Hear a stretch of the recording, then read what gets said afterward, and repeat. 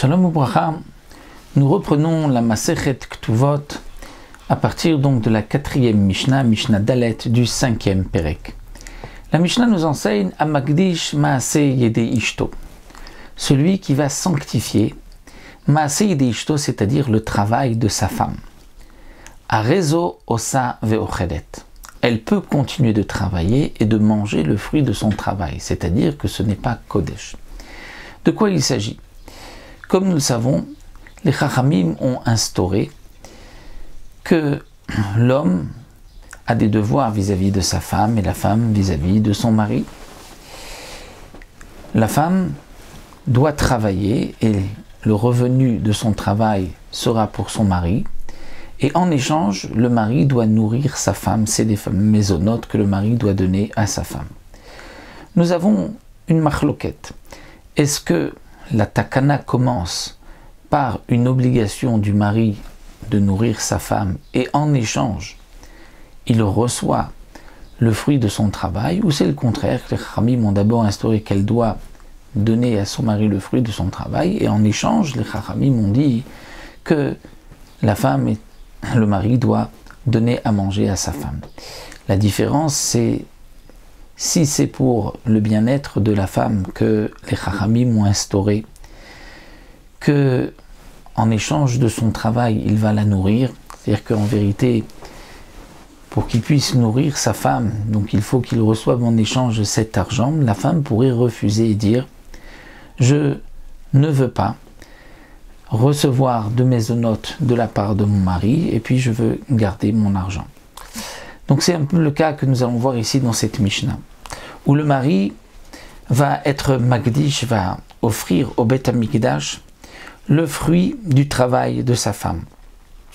Et donc, sa femme pourra-t-elle travailler et garder son argent? La Mishnah nous dit que oui, parce que le Ekdesh n'a pas de prise sur cet argent. On peut dire que cet argent n'appartient pas au mari, étant donné que la femme peut dire « Je ne veux pas que tu me nourrisses, mais je veux garder mon argent. » Donc, elle va travailler et elle mangera donc le fruit de son travail.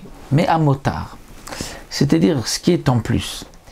Le motard, c'est que les Chachamim ont fixé que lorsque un homme nourrit sa femme, elle va en échange lui donner le fruit de son travail, mais c'est en fonction d'une certaine somme, c'est-à-dire de la somme, comme nous le verrons par la suite dans la 9e Mishnah, où les femmes à l'époque avaient l'habitude de préparer, de filer la laine, préparer des fils, et c'est donc c'est un certain point, une certaine quantité de fils qu'elles devaient faire et produire par semaine.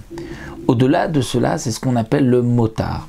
Le motard, c'est pour lui, et donc, puisqu'il n'a pas été Magdish son travail, mais le motard, ce qu'elle fera en plus, alors là, Rabbi Meir Omer Ekdesh, Rabbi Yochanan Sandalar Omer Choulin. Rabbi Meir et Rabbi Yochanan sont en marloquette. Quelle est leur marloquette? C'est vrai que ce motard appartient au mari, c'est une takana des Chachamim, ce qu'elle travaille en plus, qu'elle n'a pas dans son devoir, au-delà de son devoir, c'est pour son mari. Mais nous avons un autre problème, c'est que est-ce qu'un homme peut offrir au Beth Amikdash quelque chose qui n'est pas encore là, qui n'est pas encore arrivé? Eh bien, Rabbi Meir dit oui. Un homme peut être Magdish d'avoir Shelo Baleolam, bien qu'elle n'a pas encore travaillé, n'a pas encore gagné cet argent.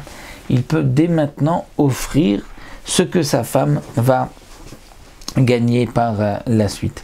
Alors que pour Rabbi Yochanan Sandalar non Choulin, parce qu'un homme ne peut pas offrir au Beth Amikdash, ça ne lui appartient pas encore, étant donné que cet argent n'est pas encore arrivé dans le monde, la femme ne l'a pas encore gagné.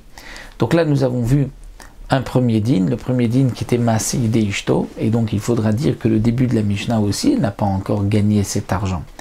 Mais c'est d'après Rabbi Meir, c'est-à-dire que même Rabbi Meir qui dit que normalement, elle pourrait donc dire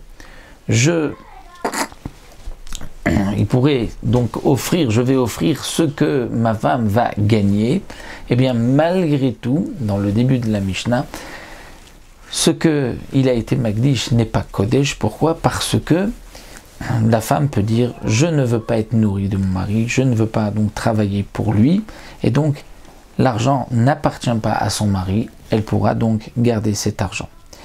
Bien sûr que si elle accepte d'être nourrie par son mari et que donc l'argent revient au mari, alors dans le premier cas de la Mishnah, d'après Rabbi Meir, ce sera Hekdesh aussi puisque cet argent lui appartient.